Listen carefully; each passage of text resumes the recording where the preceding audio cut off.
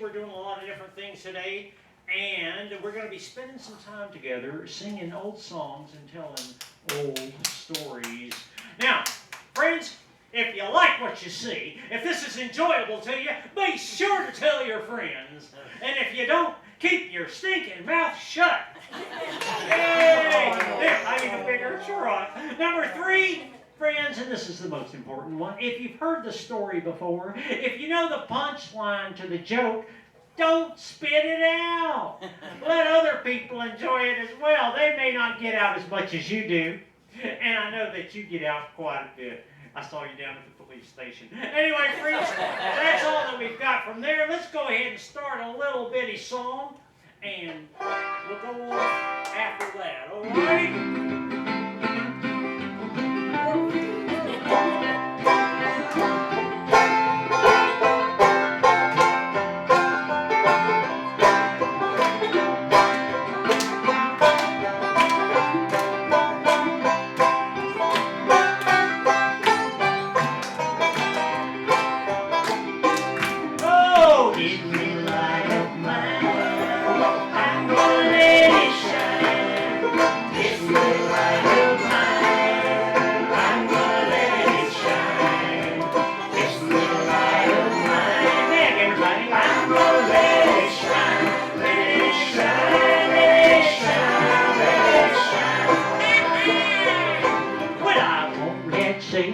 Blow it out. Woo. I'm gonna let it shine, let it shine, let it shine, let it shine.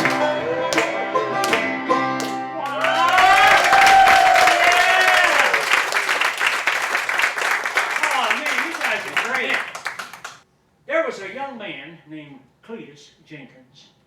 Now Cletus Jenkins was a wonderful young man, and he thought that Darnell was the end-all, be-all of manly men. He thought that Darnell had the secret to the universe, knew exactly what to do, and could dazzle anyone, anywhere.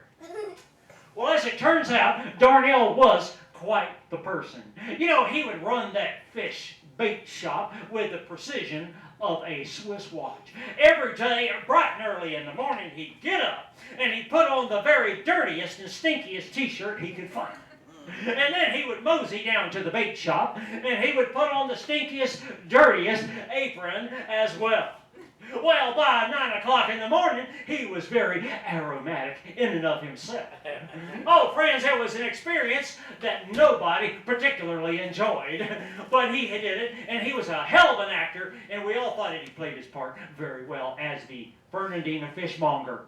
So, Cletus, thinking that he was quite the entrepreneur, said to him one day, he says, Darnell, I wonder, I've always watched you. You've been a great, great person, a good businessman, and I was wondering if you could tell me a secret. And Darnell looks at him and says, well, perhaps I could, young man. He says, you know, I've been a customer of yours for a long time, and I've always wanted to know, what is it? What is your secret that makes you so strong? You know, there was a long time ago, there was a streetcar in Bernardina. How many people remember that streetcar? Rode right down the middle of Center Street on tracks, and it was electrified. Oh, it was a wonderful thing. Now, it would carry people from the waterfront all the way down to 8th Street, which was practically the outskirts of town at that time. And once upon a time, there was a priest who was riding that, and on the streetcar with him was a disheveled drunk. The man had been out all night gallivanting and converting with stray young women. We don't know any of them. But as it turns out, he was a mess. He had lipstick all over him, and he smelled bad, and he was drunk, and he had a liquor bottle sticking out of his pocket, and he smelled like whiskey. And the priest was sitting next to him, and it was so hard to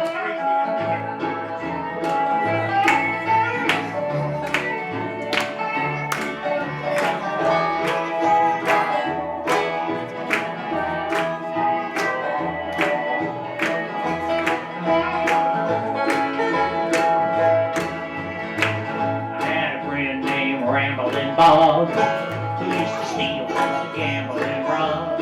He thought he was the smartest guy in town. But I found out last Monday, they put him in jail on Sunday. They got him in a jailhouse way downtown. Well, the patrons would go outside and sit on the benches and enjoy a cold one while they were enjoying the breeze of the afternoon.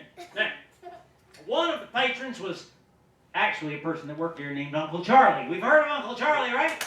Well, Uncle Charlie, he was actually sitting outside one day enjoying a pint of good cold beer when a nun comes up to him and she says, "Young man, what are you doing?" She was Irish, in case you didn't know. She says, "What are you doing drinking the beer's own blood? The devil's own blood. Beer is bad. It's horrible. It'll make you do wild and crazy things. It's of the devil, I tell you. Shame on you for drinking it in front of God himself." Well, Uncle Charlie looks up at her, and he goes, "Now, sister, who am I getting something?"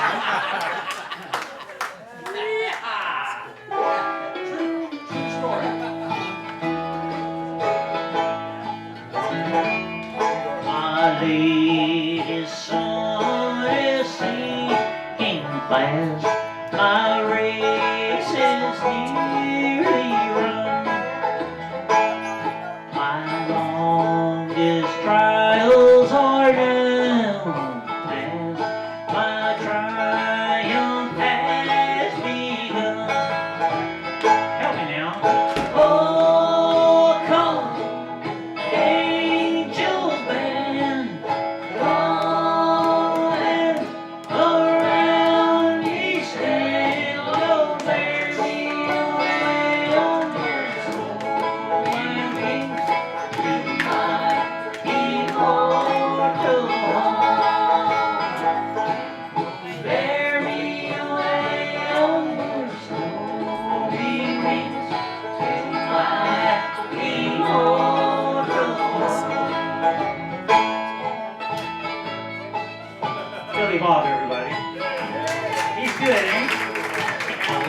So he was a Westerner, and back during the wild, wild West that you've seen on television, things were not always as they seem. He rode shotgun for Wells Fargo. Now, it was a prestigious job. You got to shoot people, and it was pretty cool. You get to ride around on the top of this here stagecoach and protect people and money that you've never met before. So anyhow, he's out there doing this, and he has a partner with him. And his partner was Clayton Smithers.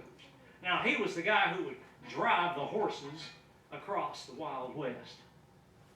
And great-great-granddaddy John would protect everybody.